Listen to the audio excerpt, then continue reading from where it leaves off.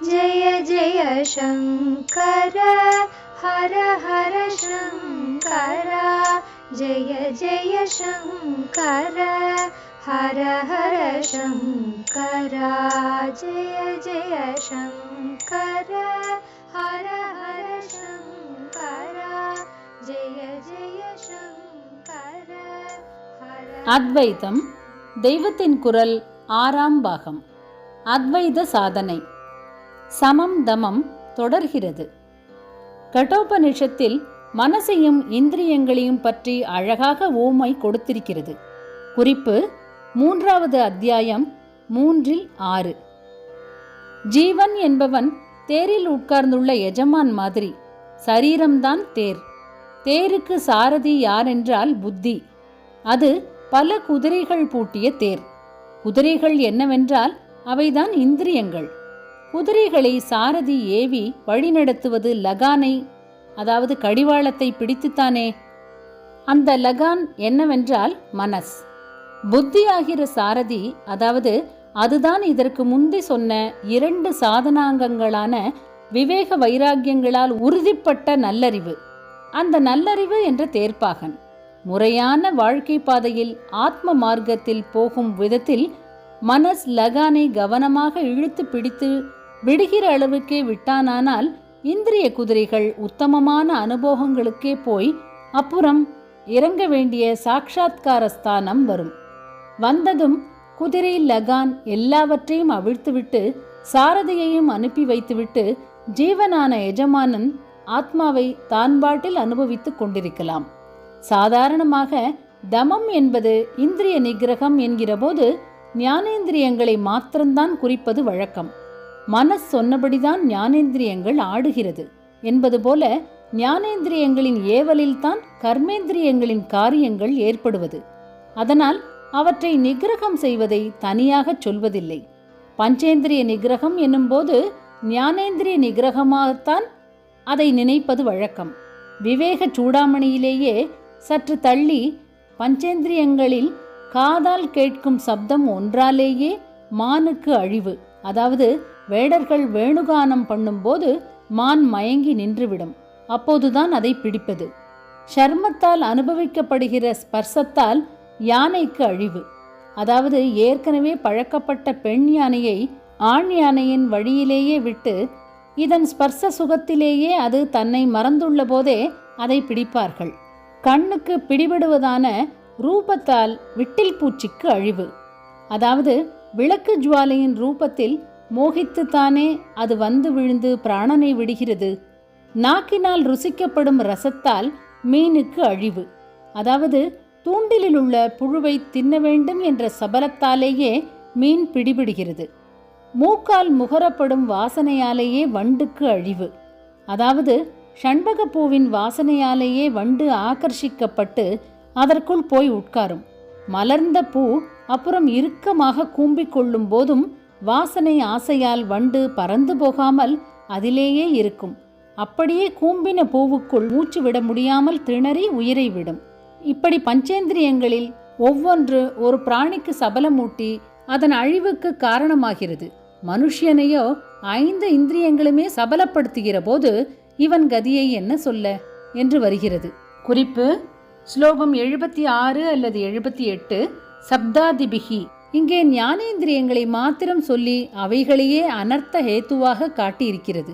ஆனாலும் முதலில் தமத்துக்கு டெஃபனிஷன் கொடுக்கிற இடத்தில் உபயேஷாம் இந்திரியாணாம், இருவகைப்பட்ட இந்திரியங்களையும், அதாவது கர்மேந்திரியங்கள் ஞானேந்திரியங்கள் என்ற இருவகை புலன்களையும் அததற்கு விஷயமாக உள்ள இன்ப நுகர்ச்சிகளிலிருந்து திருப்பி நிலைநிறுத்தி அடக்குவதே தமம் என்று சொல்லியிருக்கிறார். விஷயேபிய பராவர்த்திய ஸ்தாபனம் ஸ்வஸ்வகோளகே உபயேஷாம் இந்திரியாணாம் ச தம பரிகீர்த்தித. குறிப்பு ஸ்லோகம் 23.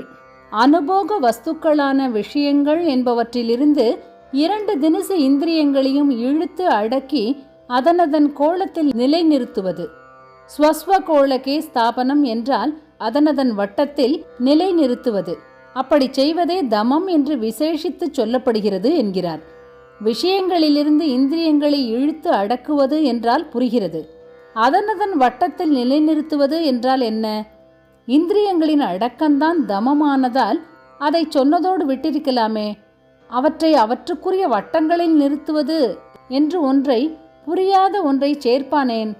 நான் இதை எப்படி புரிந்து கொண்டிருக்கிறேன் என்றால், அல்லது புரிந்ததாக நினைத்து கொண்டிருக்கிறேன் என்றால், ஒன்றையுமே பார்க்கக்கூடாது, ஒன்றையுமே கேட்கக்கூடாது, ஒன்றையுமே தின்னக்கூடாது, கையை காலை ஆட்டி ஒரு காரியமும் பண்ணக்கூடாது என்றிப்படி தசேந்திரியங்களையும் முழுக்க அடக்கும்படியாக ஆச்சாரியால் சொல்லவில்லை. அப்படி ஒரே அடியாக இந்திரிய வியாபாரம் முழுவதையும் நிறுத்திவிட்டால் உயிர் வாழவே முடியாது. அப்படியானால் சாதனை எப்படி பண்ணுவது?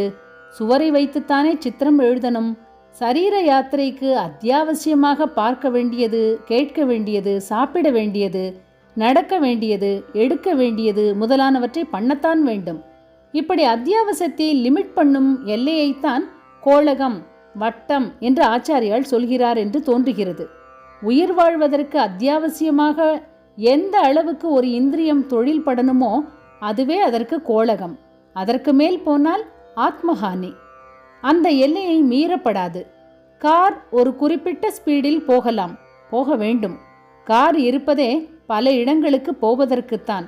ஆனாலும் ஸ்பீடு லிமிட் வைத்திருக்கிறதல்லவா?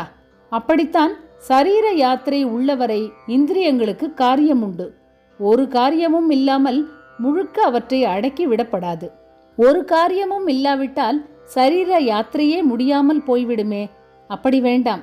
நியதியானதை பண்ணு. நியதம் குரு கர்மத்வம் ஷரீர யாத்ராபி ச தே ந பிரசித்தியேத் அகர்மணக என்று பகவான் சொன்னதை இங்கே பொருத்தி பார்த்து அர்த்தம் பண்ணி கொள்ள வேண்டும். குறிப்பு: கீதை 3வது அத்தியாயம் 8வது ஸ்லோகம்.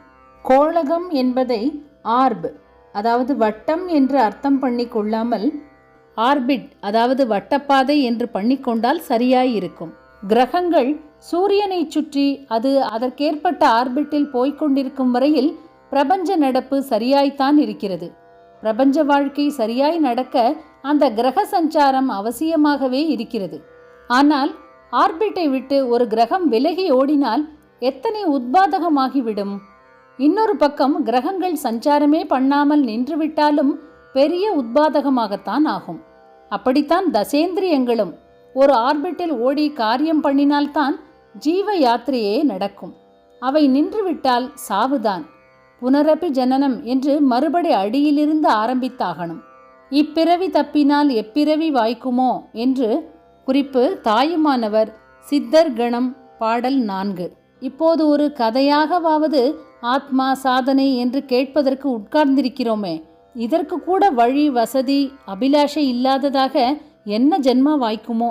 ஆகையால் ஒரு சீராக இந்திரியங்கள் ஒரு காரிய வட்டத்தில் போகிற விதத்தில் அவற்றை நிலைப்படுத்த வேண்டும். அதுதான் இங்கே சொல்லும் ஸ்தாபனம். நகரவே முடியாமல் நிறுத்திவிடும் ஸ்தாபனம் இல்லை. ஜீவ யாத்திரைக்கு அவசியமான கதியிலேயே போகும்படியான ஸ்தாபனம், அதாவது அந்த வழியிலேயே நிலைப்படுத்துவது. இப்படி ஞானேந்திரியங்களை மாத்திரமில்லாமல் கர்மேந்திரியங்களையும் அடக்கும்படி சொல்கிறார் என்றும் சொன்னேன்.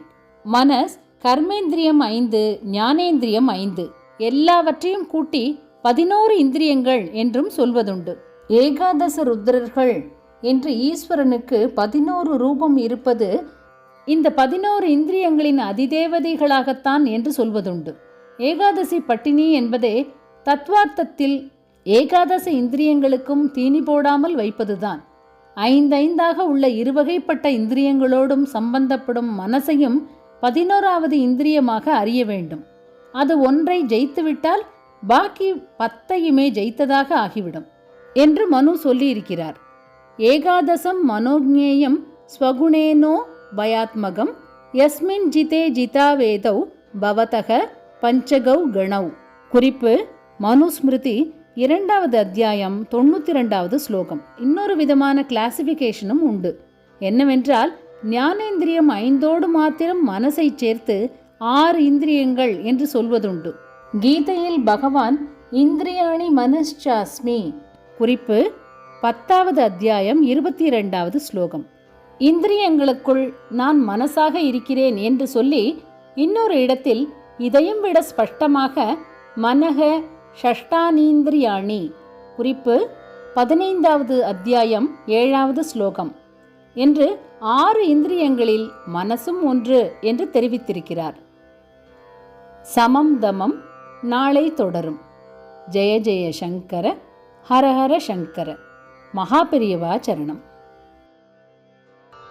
जय जय शङ्कर हर हर शङ्कर जय जय शङ्कर हर हर शङ्कर जय जय शङ्कर.